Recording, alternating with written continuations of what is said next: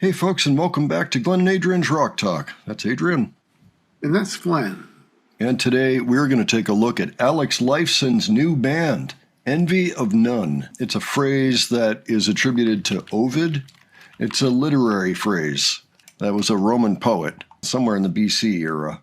The song we're looking at today is called Stygian Waves, and apparently that phrase also comes from the same author. I'm not really up to speed, but I do find it interesting that Alex Lifeson finds himself in another literary band. This one is different from Rush in a lot of ways. He's doing ambient stuff, as I understand it. I looked at an interview recently. I haven't put it up yet, but I will soon, where he talks about this a little bit, where he doesn't have to be the guy, like he's not the guy that the band is built around. He is just one of the people in the band. And actually, he heaps a lot of praise onto the lead vocalist, who I guess also writes a lot of the material. Her name is Maya Wynn. She somehow ran into Alex Lifeson and one of the other guys in the band. Anyway, it was something where Alex heard her voice and decided that he had to work with her. He thought that she was that good. So I haven't listened to anything that Envy of None has done yet, so I'm curious to look at this. The album came out on March 28th, which of course was, within the last few days. This video itself has been out for about 2 months, so it was pre-released. So looking forward to checking this out. Adrian, heard about any of this, or do you have any questions? Well, I was curious about the word Stygian, so I Googled it, and to paraphrase an AI chatbot, it's a reference to the river Styx. Okay. It represents the underworld, I guess, in Greek mythology. The dead are supposed to cross the river Styx before they get to the afterlife or something like that. Okay. It's also been described as a metaphor to describe overcoming challenges and fears. All right. Oh, that's very interesting. And of course, the river Styx, the band Styx, I believe, took their name from the river Styx. Yes. So it all comes back around, doesn't it? My understanding, too, is the band has not really performed live because to stage a tour, they're still small enough that they would lose tons of money if they were to come to America and play some shows. So they're waiting until they're at a point where that's not the case. Perhaps they could do a promotional thing or something. Anyway, we look forward to that. But for now, here's the video to Stygian Roots by Envy of None.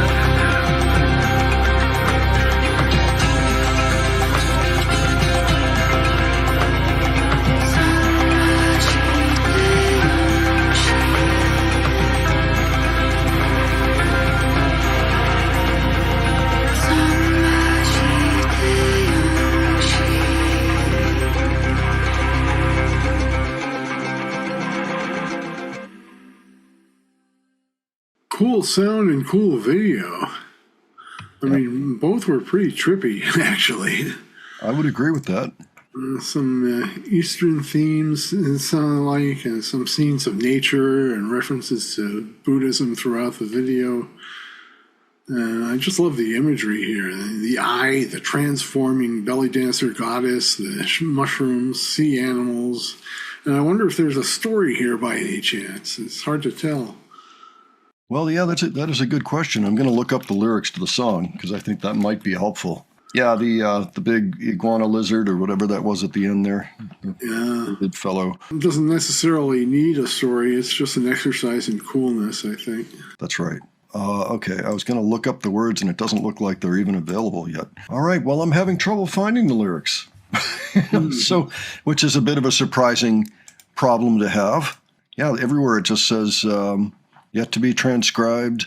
I really like her vocals, Maya's vocals. In fact, in sections, it sounded a little like maybe she listens to Aurora here and there, and other singers like that, that really use an extended range, especially the high range, and maybe have some folk type roots, especially Nordic type roots, or UK or any of those things. Really enjoyed that. As for the animation in the video, it looks to me like that may have been a mostly AI-driven video.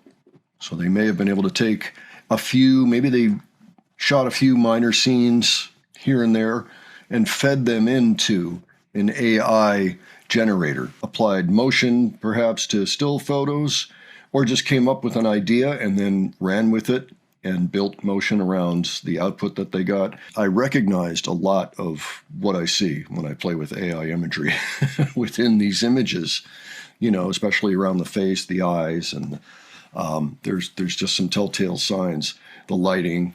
And it was probably a very cheap video to make, which is great. That's the nice thing about AI. You can make a very interesting video if you're creative. I mean, there was definitely some creative talent in there that I saw. It's not like they just pushed a button and there you go, and they had to work with it. It was one of their tools. Well, again, it was really a really cool video. I did like the animation, although, yeah, and, you mentioned it, it does seem like AI was involved in it anyway. I wonder if Alex was involved at all in it's their second album, do you think? Or maybe he probably had some ideas at least anyway. I don't think so, but I don't know for sure. They have an animator that was an outside animator. They listed it on the video. Mariano Biotico, it looks like.